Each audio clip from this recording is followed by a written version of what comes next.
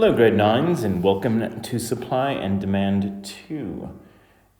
In this lesson, we are going to learn how to draw supply and demand graphs, how to label them, and interpret and understand them.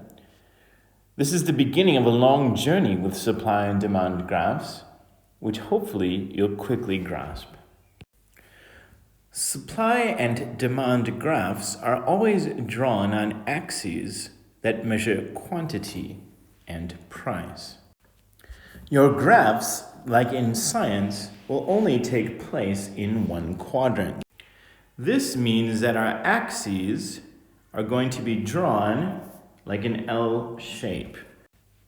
The most important thing as you learn this for the first time is to remember where quantity and price are always going to be found. One way to remember is that prices are always going up and down, therefore price is always going to be measured on the vertical or y-axis, as you might know it from maths.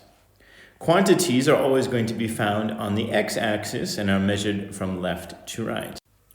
If you look at textbooks or other information on the internet, you often see very simple graphs that just have these two letters, P for price and Q for quantity. And of course, just like in mathematics or in science, down here, where the two lines or axes intersect, is the value 0.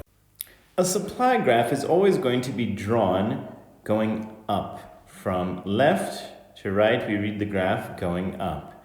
We can label it formally by calling it supply of X or something. Let's try to understand this shape for just one moment.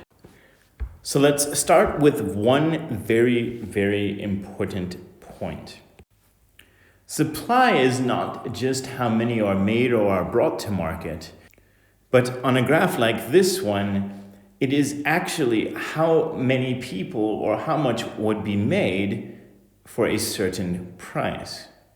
If I am able to make a lot of money because the prices are high on something or for something, I'm going to be more likely to make that certain type of product.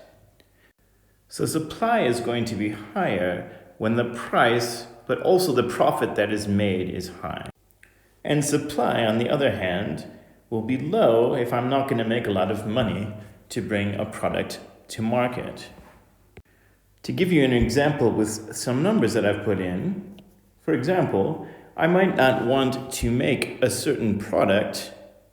Let's say I don't want to make bunny chows if I can only sell them for 10 Rand, but I might make thousands of bunny chows if somehow I could convince people to spend 100 Rand on them.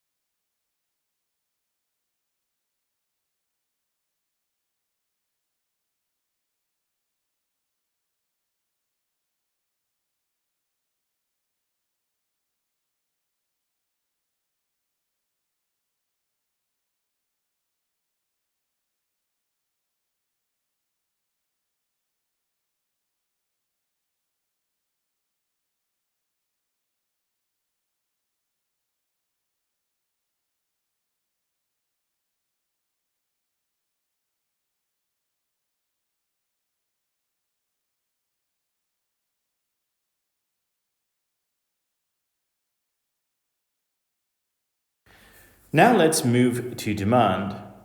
Demand is going to have the opposite shape of supply. Demand follows a pretty common sense rule. Very few things are demanded if the price is high, because people might want it but can't afford it. Many things will be demanded if the price is low. And this brings us to the last and most important part of this journey with supply and demand graphs. What we're looking for is where the two lines intersect. This point is going to be very, very important because that is where we are producing exactly enough of something at the right price where everybody is happy, and it is called the point of equilibrium.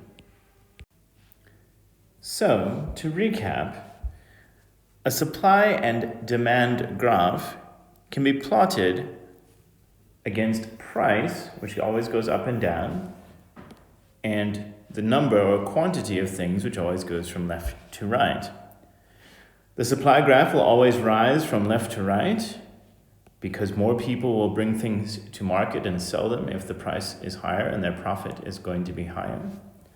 And the demand graph will always start high and go low because few people will buy things or want things at a very high price, but many people will want things at a very low price. Lastly, the point of equilibrium is the place where the supply and the demand graph meet, and it is the place where things are being supplied in the correct number that everyone who wants something can buy it. I hope this helps. Please watch this video a few times to get a sense of the basics. In the days ahead, we're going to start working with these graphs to understand different situations in economics. Good luck.